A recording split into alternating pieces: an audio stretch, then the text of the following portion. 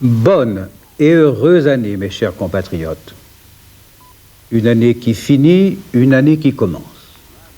C'est un moment grave et joyeux. Et l'on aime à être ensemble un soir comme celui-ci. On se sent plus fort, plus unis. Alors, comment ne pas penser aux autres, ceux qui sont seuls et qui souffrent, privés d'espoir ou de travail, malades, otages, victimes de l'injustice de la vie ou pire, de l'injustice des hommes.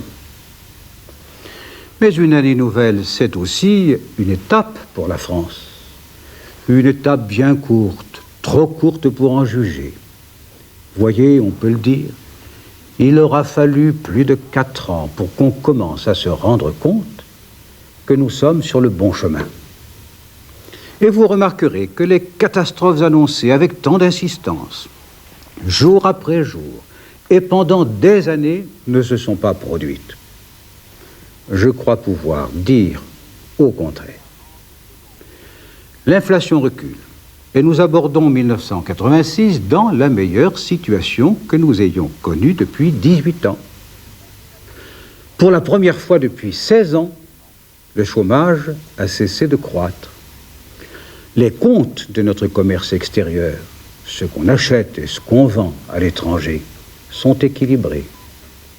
Le franc tient sa place parmi les monnaies fortes. Les impôts d'État ont diminué. L'emprunt obligatoire de 1983 sera remboursé en janvier. L'épargne populaire se porte bien. Tout cela n'est pas tombé du ciel, mais résulte de vos efforts. Et moi, je suis fier des Français.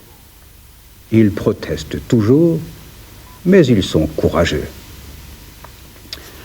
On a dit que nos réformes sociales avaient coûté trop cher. Demandez donc aux bénéficiaires de la retraite à 60 ans si cela coûte trop cher, un peu de repos après tant de travail. Demandez ce qu'ils en pensent à ceux qui m'écoutent en cet instant et qui ont pu prendre pour Noël une 5e semaine de congés payés. Demandez aux familles, aux salariés du SMIC, aux personnes âgées, aux handicapés, si cela coûte trop cher que de les aider à vivre mieux. Croyez-moi, un peuple, pour être grand, doit être solidaire. Eh bien, il faut continuer. Surtout, ne lâchons pas la rampe. Ce sera difficile encore, très difficile, mais nous finirons par gagner. Regardons autour de nous. La liste est longue des peuples écrasés par la guerre, par l'oppression, la tyrannie ou le racisme, et qui ne peuvent, comme nous le faisons en cette veillée de Nouvel An, célébrer dans la joie et dans la liberté leur fête traditionnelle. Oui, il y a des moments où l'on mesure vraiment la chance qu'on a de vivre libre dans un pays comme le nôtre. Libre et fort.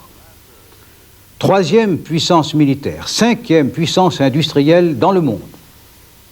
Engagé à fond dans la construction de l'Europe. Écoutez dans le tiers-monde. Et cette année, vous avez vu que la France et Paris s'étaient trouvés une fois de plus sur la route qui conduit à la détente et à la paix. Mes chers compatriotes, des élections législatives auront lieu au mois de mars prochain. Elles seront l'occasion d'un débat normal et sain dans une démocratie. Et vous ferez ce que vous voudrez. Mais je vous demande de préserver ce qui a été conquis sur la justice sociale et sur la crise économique. Je souhaite que rien ne vienne compromettre le redressement qui mobilise toutes nos forces.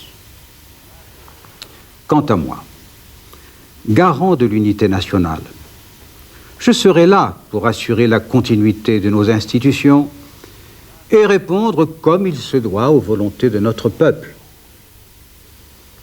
Bonne et heureuse année pour vous tous. Vive la République, vive la France.